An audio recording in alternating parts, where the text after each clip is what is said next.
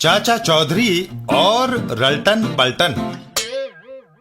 एक दिन चाचा चौधरी साबू और रॉकेट।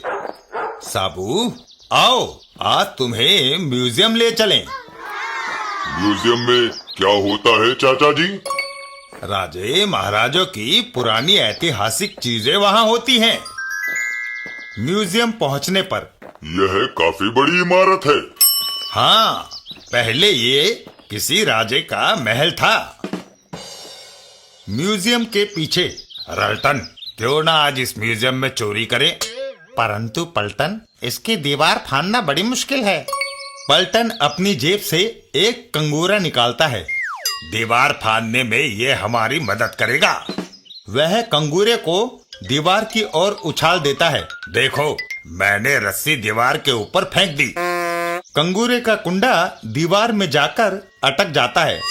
वो कुंडा दीवार के कंगूरे में अटक गया है। अब रस्सी को पकड़कर चले आओ। और वो दोनों रस्सी के जरिए म्यूजियम की छत पर चढ़ जाते हैं। छत पर पहुंचकर म्यूजियम के अंदर जाने की सीढ़ियां। छत से नीचे म्यूजियम में जाने के लिए ये सीढ़ियां हैं।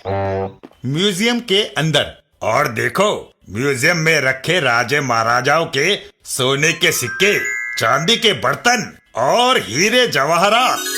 ये सारा खजाना अपना है। साथ के कमरे में डायरेक्टर साहब, मैं साबू को म्यूजियम दिखाने लाया हूँ। अच्छा हुआ तुम आ गए साबू। हमें इस दीवार में रोशनदान निकालना है। जरा दीवार में एक बड़ा छेद कर देना। ये सुनते ही साबू अपना मुक्का दीवार की ओर तान देता है। अभी लो। साबू का एक शक्तिशाली घुसा और दीवार में छेद हो जाता है। दीवार से निकली ईंटें दूसरी तरफ चोरी कर रहे रल्टन पलटन के सर पर गिरती है। ओह, मर गए। हाय! उनके चिल्लाने की आवाज चाचा चौधरी और साबू तक भी पहुंचती है। हाय, मर गए। साथ वाले कमरे से किसी के चीखने की आवाज आई। आओ देखें। और वो लोग साथ वाले कमरे की ओर दौड़ लगा देते हैं। साथ वाला कमरा। अरे, ये तो रल्टन पलटन नामी चोर हैं। मैं पुलिस को बुलाता हूँ।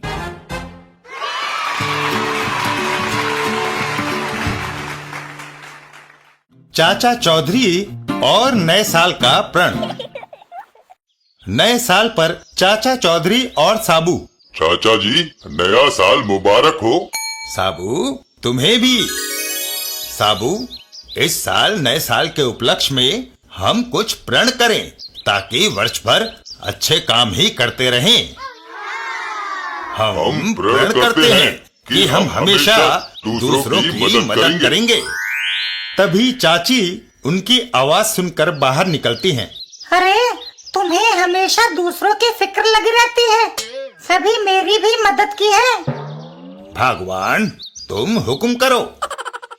मैं जरा पड़ोस में जा रही हूँ। पीछे से तुम रसोई में सब्जी बनाकर रखना। हैं? और साबू, तुम जाकर रेत लेकर आओ।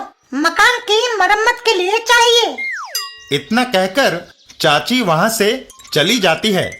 चाची के जाते ही मैं चला सब्जी पकाने। और मैं रेत लेने।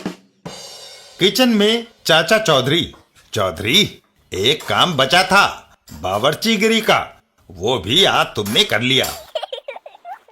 तभी चाचा चौधरी को कुछ याद आता है। अरे, इस समय तो टीवी पर क्रिकेट टेस्ट आ रहा होगा।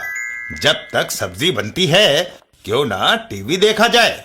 और चाचा चौधरी टीवी खोलकर क्रिकेट टेस्ट देखने के लिए बैठ जाते हैं। गावस्कर ने ड्राइव किया, गेंद बाउंड्री लाइन के पार, 4 रन। 3 घंटे बाद जब चाची वापस आती है। क्या सब्जी बन गई? सब्जी? किचन में चारों तरफ काला धुआं होता है। सारी सब्जी जल गई। सत्यानाश! तभी साबू वहाँ आ जाता है। चाची, मैं रेत ले आया। कहाँ डालूं? मेरे सर पर। और बेचारा साबू सारी रेत चाची के ऊपर डाल देता है। ओह! चाचा चौधरी, रॉकेट, उस रेत के नीचे तुम्हारी चाची दबी है। जब मैं और साबू चले जाएं तो उसे निकाल देना। उनके जाते ही रॉकेट चाची को रेत में से निकालने लगता है। एक बार घर वापस आ जाए बस।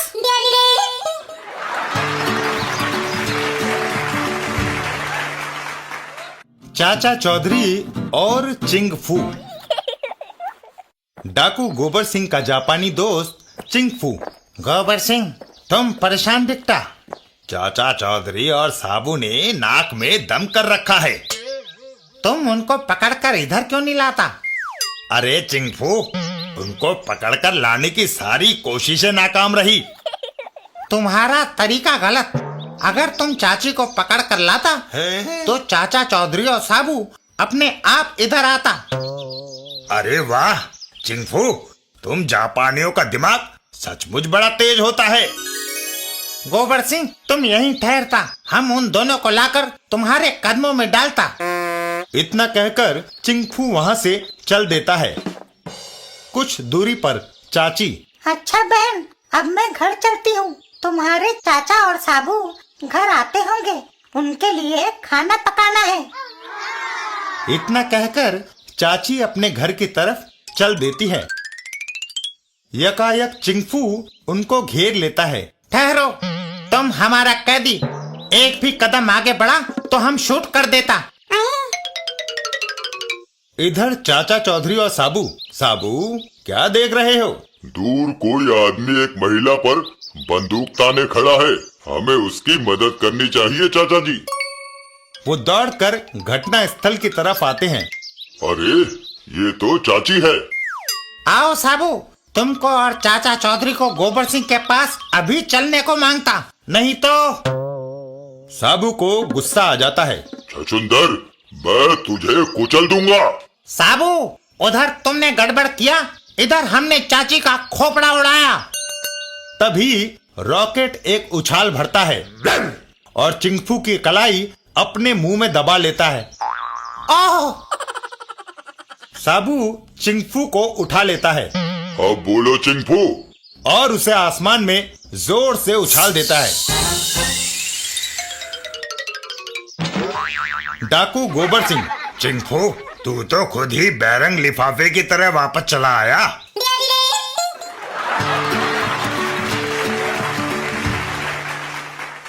चाचा चौधरी और भेड़िया और शेर। एक दिन सुबह सुबह।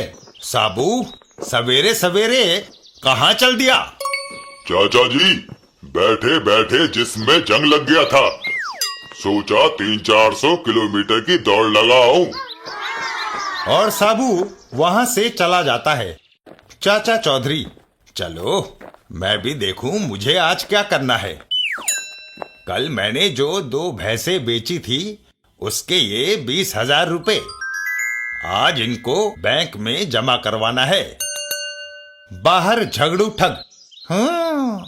मुझे भी पता है कि कल चाचा चौधरी को 20,000 रुपए मिले थे और इस समय चाचा चौधरी घर में अकेला है। मैं ये भेड़िए की खाल पहनकर मकान के अंदर जाता हूँ। चाचा चौधरी मुझे भेड़िया समझकर डर जाएगा और भाग खड़ा होगा। पीछे से मैं सारी रकम लेकर चंपत हो जाऊंगा। झगड़ू भेड़िए का मुखौटा मुंह पर पहनता है। कुछ दिन अपने आराम से कट जाएंगे। झगड़ू भेड़िए के रूप में घर के अंदर घुसता है। घर के अंदर से एक आवाज आती है, ओह, बचाओ! और झगड़ू दौड़ता हुआ बाहर आता है। बचाओ! पर शेर उसका पीछा नहीं छोड़ता।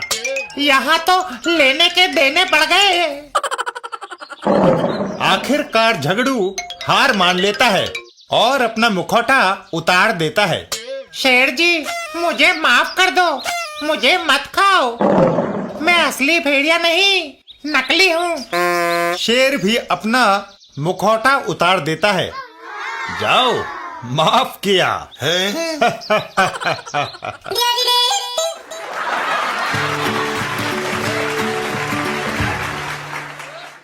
चाचा चौधरी और भीखू चीखू। पब्लिक कैरियर, गेंडा सिंह ड्राइवर। अरे भाई गेंडा सिंह, क्यों रो रहे हो? चाचा जी, मेरे ट्रक का टायर पंचर हो गया है। ये लकड़ी मैंने आज लखड़दीन टिम्बर मर्चेंट के यहाँ पहुँचानी थी। अगर ना पहुँचाई तो उसका भारी नुकसान होगा, मेरी मजदूरी जाएगी। फिक्र ना करो, साबू लकड़ी वहां पहुंचा देगा। भीखू और चीखू। भीखो, मैंने सड़क पर कील बिखरा दिए थे, इससे गेंडा सिंह का टायर पंचर हो गया। क्या फायदा, वो लकड़ी अब साबू पहुंचा रहा है। उसका भी इलाज है मेरे पास।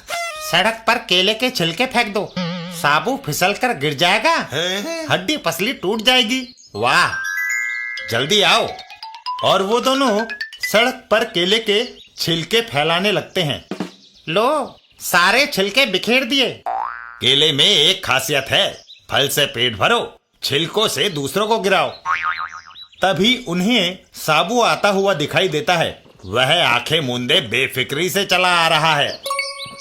अचानक साबू का पैर केले के छिलके पर पड़ा और वो फिसल गया। ओह, भीखू और चीखू लकड़ियों के ढेर के नीचे दब गए। हाय! साबू, कमबख्तो, अगर मुझे ये लकड़ी टिम्बर मर्चेंट के यहाँ ना पहुँचानी होती तो मैं तुम्हें यही दबा रहने देता, लेकिन मुझे दुकान बंद होने से पहले वहाँ पहुँचना है। इतना कहकर साबू लकड़ियां लेकर वहां से दौड़ लगा देता है। लखड़दीन टिम्बर मर्चेंट। लो, हमारी लकड़ी आ गई। इधर भीखू और चीखू अस्पताल में। चीखू, अब घर चले। क्या फायदा, अब तो हमारी बीवियां भी हमें नहीं पहचानेंगी। हैं?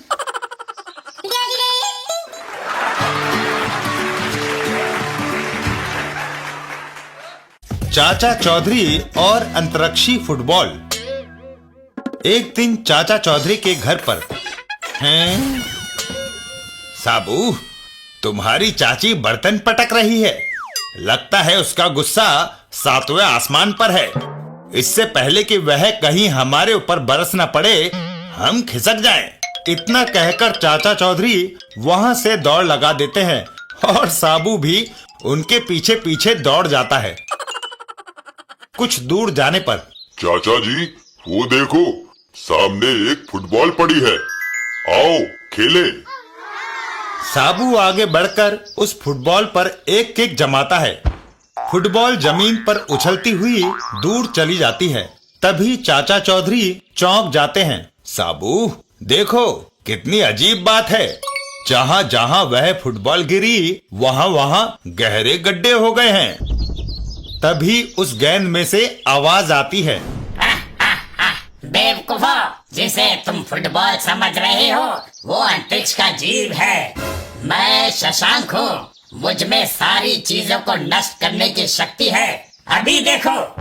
इतना कहकर शशांक एक इमारत की ओर उछला और शशांक के गिरते ही वह इमारत ढेर हो गई।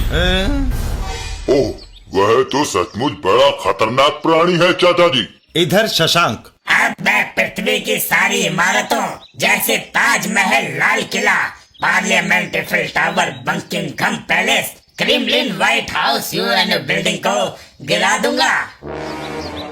कमबख्त, इससे पहले मैं तेरे ऊपर पेट्रोल छिड़क कर आग लगा दूंगा। साबू उसके ऊपर पेट्रोल छिड़क देता है और साबू उस पेट्रोल को आग दिखा देता है। लेकिन थोड़ी देर में आग बुझ जाती है, पर शशांक का कुछ नहीं बिगड़ता। साबू, इस पर आग, गोली या तलवार कुछ असर नहीं करेगी। तुम्हें याद है, तुमने उसे किक मारी थी और तुम्हारे पैर का कुछ नहीं बिगड़ा। इसका मतलब है इस अंतरिक्षी फुटबॉल का इंसान की चमड़ी पर कुछ असर नहीं होता। मैं समझ गया चाचा जी। साबू ने लपक कर शशांक को उठा लिया और फिर उसे आसमान में ऊंचा उछाल दिया। शशांक सीधा नीचे आकर साबू के सिर पर गिरा और उसके टुकड़े टुकड़े हो गए। वह अपने आप को बड़ा फन्नेखा समझता था।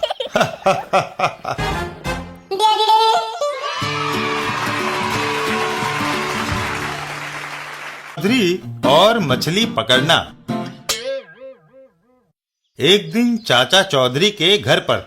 अरे तुम लोग सारा दिन बैठे बैठे रोटियां तोड़ते रहते हो, जाओ कुछ कमाई धमाई करो। चाचा चौधरी और साबू चुपचाप उठकर चल देते हैं। चलो साबू, लगता है आज तुम्हारी चाची हमारे ऊपर ज्वालामुखी की तरह फट पड़ेगी। लेकिन हम जाए कहाँ चाचा जी? समुद्र की तरफ। डूबने? अरे बेवकूफ, क्या समुद्र में डूबने ही जाते हैं? मछलियां पकड़ने नहीं जा सकते। समुद्र तट पर पहुंचकर, हेलो मिस्टर टॉम, क्या करता? मिस्टर चौधरी, हम मछली पकड़ता, क्या तुम हमसे मुकाबला करेगा? ठीक है, हो जाए। जो कम मछली पकड़े वो ज्यादा मछलियां पकड़ने वाले को 100 रुपया दे। मंजूर। चाचा जी क्या कर रहे हो? हमारे पास तो मछली पकड़ने का ना कांटा है ना जाल। साबू चुप रहे। मिस्टर टॉम अपने कांटे को समुद्र में फेंकता है। हा हा हा, ये लो, हमारा कांटा गया समुद्र में।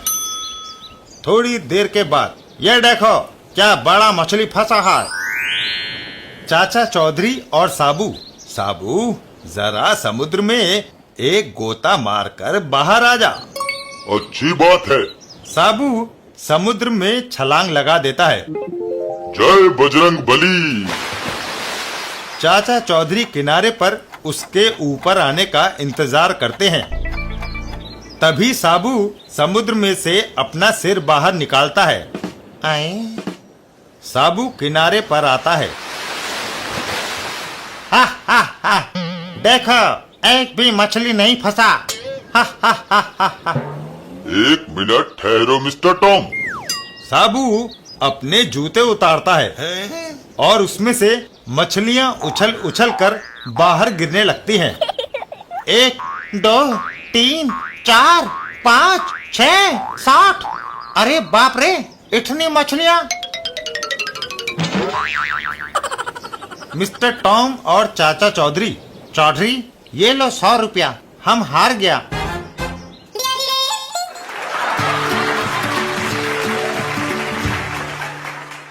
चौधरी और लाजवाब फोटो। एक दिन शहर में एक जगह है। अरे फोकट, ये चाचा चौधरी का बुत क्यों पकड़ा हुआ है? चौखट, मैंने एक मजेदार योजना चाचा चौधरी को छकाने के लिए बनाई है। ये एक गुप्त फव्वारा है। बुत को इस पर खड़ा कर दिया और जल्दी से इधर आओ। दीवार के पीछे लगे इस बटन को दबाओ। चौखट बटन दबाता है और चाचा चौधरी का पुतला हवा में उछल जाता है। वाह! अब अगर इसी बुत की जगह सचमुच के चाचा चौधरी को लाकर खड़ा कर दिया जाए तो कैसा रहेगा? वाह! मार दिया पापड़ वाले को। अब मैं उसको फुसला कर लाता हूँ। तू यहाँ दीवार के पीछे खड़ा होकर बटन दबाना, ठीक है? फोकट चाचा चौधरी के पास जाता है। चाचा जी, मेरी तमन्ना है कि अपने घर के सामने खड़ा करके आपका फोटो लूं। चलो चलते हैं। निश्चित स्थान पर पहुंचकर, ठीक है, जरा मुस्कुराइए। कमबख्त चौखट को पता नहीं क्या हो गया है। दीवार के पीछे, टिंगू मास्टर, ये डिब्बे में क्या लिए जा रहे हो? लड्डू, लो तुम भी खाओ। वाह, देसी घी के लगते हैं। हाँ, और खाओ। इधर फोकट चाचा चौधरी की तस्वीर ले लेता है। धन्यवाद, मेरा फोटो तो खिंच गया। अब तुम इधर आकर इसी जगह खड़े हो जाओ। मैं भी तुम्हारा एक फोटो खींचना चाहता हूँ। फोकट उसी जगह पर आकर खड़ा हो जाता है। फोकट मुस्कुराओ। मुस्कुराहट तो कब की मेरी चेहरे से भाग गई। इधर लड्डू खाता चौखट अचानक चौंक जाता है। गजब हो गया, तुम्हारे लड्डू के चक्कर में मैं बटन दबाना भूल गया। चौखट बटन दबाता है और फोकट हवा में उछल जाता है। ओह, वाह, ये तो और भी अच्छा पोज है।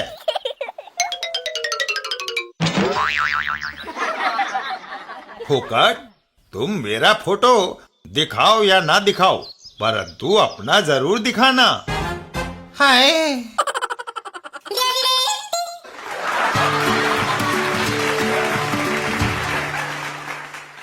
चाचा चौधरी साबू और नारियल।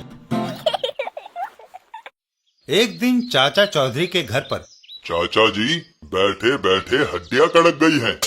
साबू, जरा शहर के 2-3 चक्कर लगाओ, जिस्म खुल जाएगा। ये सुनकर साबू खड़ा हो जाता है। ये बात ठीक है, 50-60 किलोमीटर की दौड़ से सारी सुस्ती भाग जाएगी। और साबू दौड़ लगा देता है। लेकिन इधर रसोई में भगवान की मुसीबत आ गई। जब साबू लंबी दौड़ लगाकर आएगा तो दुगना खाएगा। वहां से थोड़ी दूरी पर अप्पू और गप्पू। गप्पू, हथौड़ी जोर से मार, नारियल टूटेगा तो दोनों खाएंगे। गप्पू का एक जोरदार वार। ई, मेरे हाथ पर हथौड़ी लगी।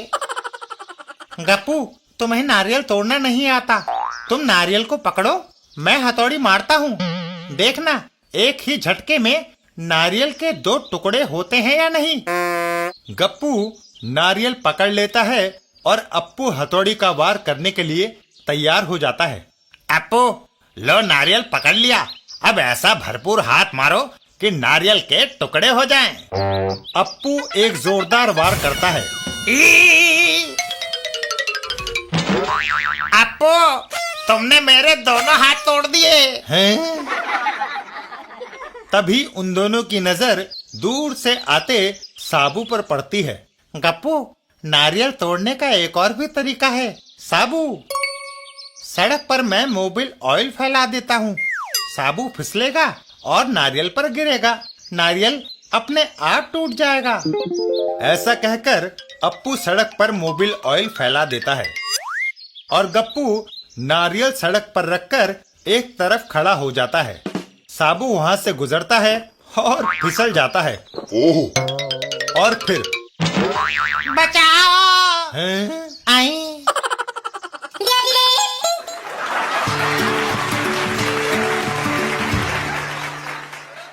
चाचा चौधरी और साबू की किताब। एक दिन बाजार में। कहो किताबू राम, कैसे हो? ठीक हूँ चाचा जी, जरा आप हमारे दफ्तर आइए। DC publishers. साबू, मैं अभी आया। हमने साबू के लिए ये स्पेशल किताब छापी है। इसमें बीमारियों के इलाज के आसान तरीके लिखे हैं। ये साबू के लिए उपयोगी सिद्ध होगी। यह बहुत भारी है, इसे साबू ही उठाएगा। मैं साबू को बताता हूँ। चाचा चौधरी बाहर की ओर चल देते हैं। साबू, प्रकाशक किताबू राम ने तुम्हारे लिए एक किताब छापी है, उसे ले लो। कोई अच्छी किताब लगती है चाचा जी? साबू किताब को उठा लेता है। वाह, इसमें तो जुकाम से लेकर हड्डी टूटने तक को ठीक करने के तरीके लिखे हैं। लपट और झपट 2 बदमाश। लपट, क्यों ना उस लंबू से किताब छीन ले। झपट, अपने किस काम की? अपन तो अनपढ़ हैं। बेवकूफ, इतनी मोटी किताब रद्दी में ही 30-40 रुपए की बिक जाएगी। आओ। और वो दोनों चल देते हैं। साबू के पास पहुंचकर, लंबू, किताब इधर दो, नहीं तो। लेकिन ये मुझे प्रकाशक ने भेंट की है। मैं चू चपड़ सुनने का आदी नहीं हूँ। साबू किताब को उन दोनों के ऊपर उछाल देता है। नहीं मानते तो लो। ओह, बचाओ। साबू किताब को उठा लेता है। हाय, मेरी गर्दन में मोच, मेरी कमर टूट गई। गर्दन की मोच और कमर के दर्द के लिए लिखा है चूना लगाओ और गरम तेल की मालिश करो।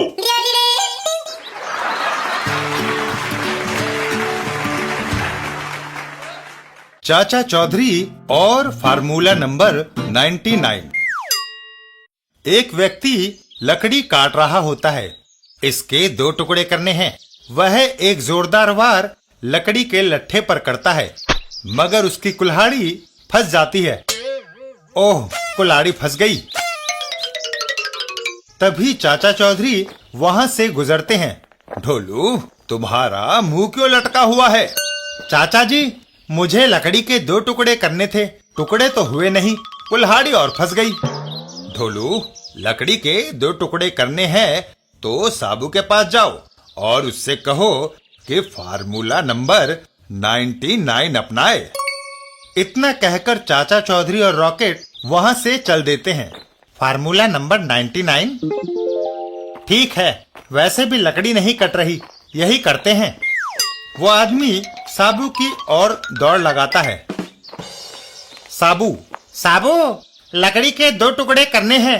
चाचा चौधरी ने तुम्हें फार्मूला नंबर 99 अपनाने को कहा है। साबू चौंक जाता है। नंबर 99? ढोलू, लगता है चाचा जी ने तुझे भूल से गलत फार्मूला बता दिया है। क्यों साबू, अगर ये लकड़ी काटने के लिए नहीं है तो फार्मूला नंबर 99 किसके लिए है? साबू ढोलू को एक जोरदार किक जड़ देता है। इसके लिए। ढोलू हवा में उड़ता हुआ जाता है और सीधा अपने कुल्हाड़ी पर गिरता है और लकड़ी के लट्ठे के 2 टुकड़े हो जाते हैं। मैं कुल्हाड़ी पर गिरा और कुल्हाड़ी ने लकड़ी काट दी। चाचा चौधरी का फार्मूला कभी गलत नहीं हो सकता, क्योंकि चाचा चौधरी का दिमाग कंप्यूटर से भी तेज चलता है।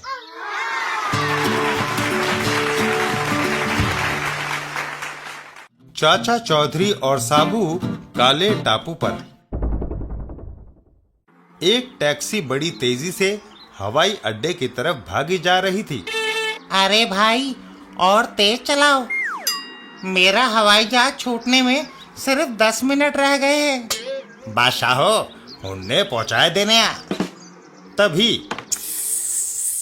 सत्यानाश, उन्हें एयरपोर्ट नहीं पहुंच सकते, टायर पंचर हो गया है। चाचा चौधरी और साबू। साबू, किसी के रोने की आवाज आ रही है। विलायती राम, मुफ्त का बाजा क्यों बजा रहे हो? मैंने टोक्यो की फ्लाइट पकड़नी थी, टैक्सी का टायर फिस हो गया। अब क्या करूं? जहाज 2 मिनट में ही उड़ने वाला है। विलायती राम, फिक्र ना करो, जहाज यहाँ से ही गुजरेगा। साबू तुम्हें आसमान में उछाल कर जहाज पर बैठा देगा। ये बात ठीक है। तभी आसमान में जहाज दिखाई देता है। साबू, वो जहाज आ रहा है, जल्दी मुझे बैठा दो।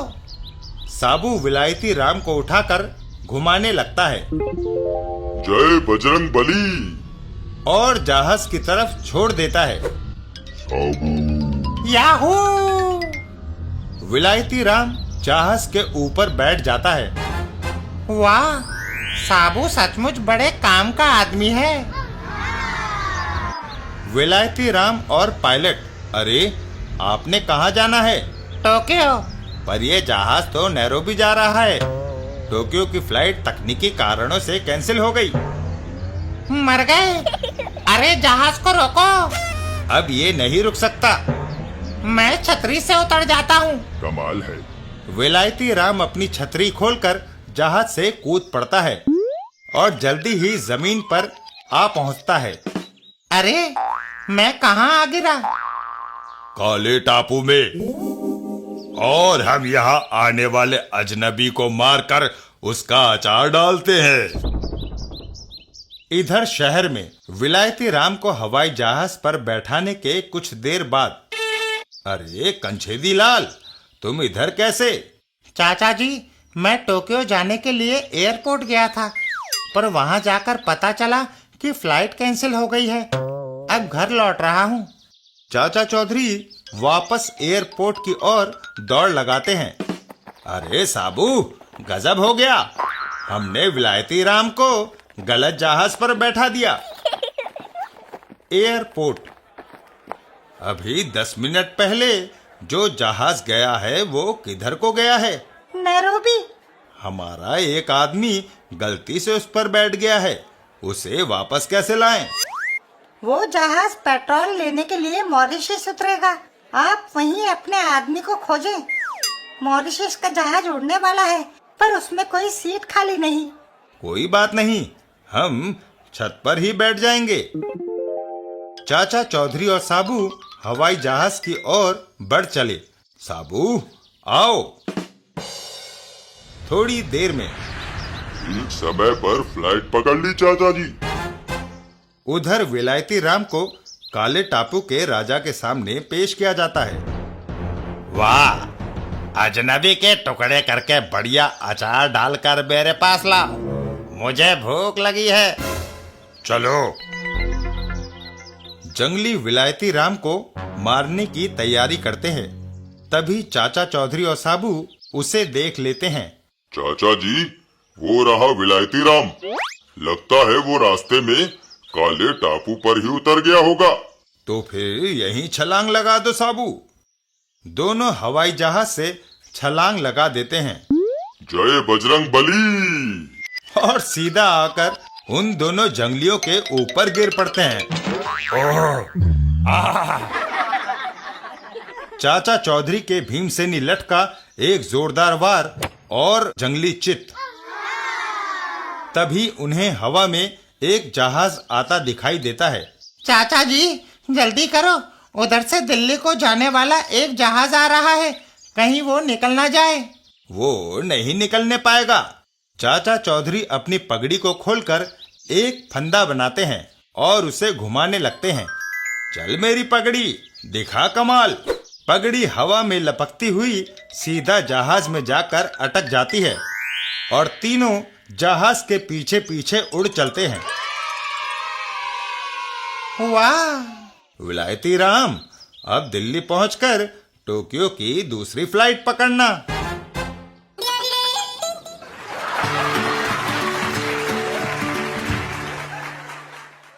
चाचा चौधरी और सहारा रेगिस्तान। चाचा चौधरी सहारा के रेगिस्तान में। चाचा जी, ये रेगिस्तान कब खत्म होगा? कोई पता नहीं, ये दुनिया का सबसे बड़ा रेगिस्तान है। बस चलते ही जाओ साबू। थोड़ी देर में रात घिर आती है। रात हो गई। सोने के लिए यहाँ कोई सराय या होटल मिलेगा? साबू, ये बम्बई या पेरिस नहीं, रेगिस्तान में जहाँ रात हुई वहीं सो गए। दिन भर के थके हुए चाचा चौधरी और साबू वहीं रेत पर पड़कर सो जाते हैं। रात को रेत उड़ उड़ कर साबू और चाचा चौधरी पर इकट्ठी होने लगी। अगले दिन सुबह जब सूरज निकला तो वे पूरी तरह से रेत में दब चुके थे। थोड़ी दूरी पर, बाप रे, रेगिस्तानी डाकू, मेरा सामान मत लूटो, रहम। चुप! इतना कहकर उस डाकू ने गोली चलाकर उस राहगीर को मार डाला। गोली की आवाज से चाचा चौधरी की आंख खुली। ओह, गोली चलने की आवाज। साबू! तभी वो डाकू चाचा चौधरी के पास आ धमका। यहाँ एक और मुर्गा बैठा है, तुम्हारा सामान कहाँ है? इस रेत के टीले के नीचे, निकाल लो। डाकू उतर कर रेत के टीले पर चढ़ जाता है। काफी ढेर सारा माल लगता है। तभी रेत में से साबू बाहर निकलता है और एक जोरदार घूसा डाकू के जड़ देता है। ओह, ये क्या? और डाकू हवा में उड़ता हुआ जाकर पिरामिड में धंस जाता है। साबू वह जाकर पिरामिड में गड़ गया।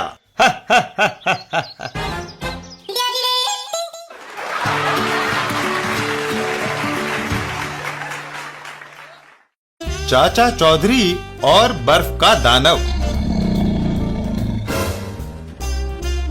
एस्किमो लोगों का प्रदेश उत्तरी ध्रुव, जहां चारों तरफ बर्फ जमी रहती है और साल में 6 महीने तक सूरज नहीं दिखता। एस्किमो बच्चे बर्फ की गेंद बनाकर खेल रहे थे। तभी बर्फीले पहाड़ों के पीछे से बर्फीला दानव, भागो, बर्फीला दानव। सभी बच्चे भाग निकले, पर बर्फीले दानव ने 2 रेनिडियर पकड़ लिए और उत्तरी ध्रुव के पशुओं को निगलकर बर्फीला दानव वापस चल दिया। इसी तरह वह हर रोज आता और रेनिडियरों को पकड़कर खा जाता। तब सारे एस्किमो इकट्ठे हुए। रेनिडियर हमारा उपयोगी पशु है, हमारी स्लेज खींचता है, उसकी खाल के हम कपड़े पहनते हैं। अगर बर्फीला दानव उन्हें यूं ही खाता गया तो एक दिन सब खत्म हो जाएंगे। भारत देश में मेरा एक दोस्त चाचा चौधरी रहता है, मैं उसे चिट्ठी लिखता हूँ। इधर भारत में साबू उत्तरी ध्रुव से मेरे दोस्त फोजो की चिट्ठी आई है, हमें तुरंत वहाँ पहुँचना है। उत्तरी ध्रुव पहुँचकर चाचा जी, वह दानव आगे बढ़ रहा है, क्या मैं उसकी गर्दन मरोड़ दूं? साबू नहीं साबू, उसे इस पत्थर पर खड़े रेनिडियर को उठाने दो। बर्फीले दानव ने रेनिडियर को पकड़ लिया और तभी वह हड़बड़ा गया। बर्फीला दानव जमीन पर गिर पड़ा और रेनिडियर उसके ऊपर गिर पड़ा। कुछ ही देर में बर्फीला दानव गलकर पानी बन गया। वह टीन का बना हुआ रेनिडियर का पुतला था, जिसे मैंने गर्म करके खड़ा कर दिया था। बर्फीला दानव बर्फ का बना था, इसलिए गर्म पुतले ने उसकी सारी बर्फ गला दी। चाचा चौधरी का दिमाग कंप्यूटर से भी तेज चलता है।